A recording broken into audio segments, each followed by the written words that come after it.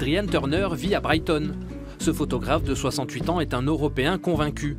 Pendant de nombreuses années, pour son métier, il a voyagé presque partout sur le vieux continent. Alors, lorsqu'il a appris le résultat du vote sur le Brexit, un sentiment d'amertume s'est emparé de lui. A lazy and incompetent government who did nothing. They thought nobody would be stupid enough to vote to leave, so they did nothing.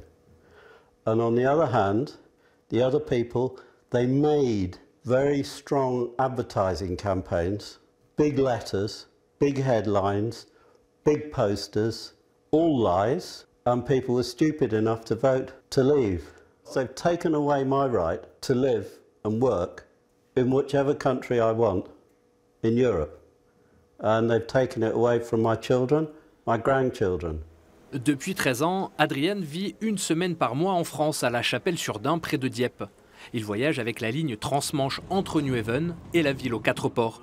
Alors, si à cause du Brexit il devient plus difficile de venir en France, Adrian l'assure, il s'adaptera. We would probably travel less but spend, if we can, more time in France. Chaque année, 400 000 personnes prennent place à bord des ferries.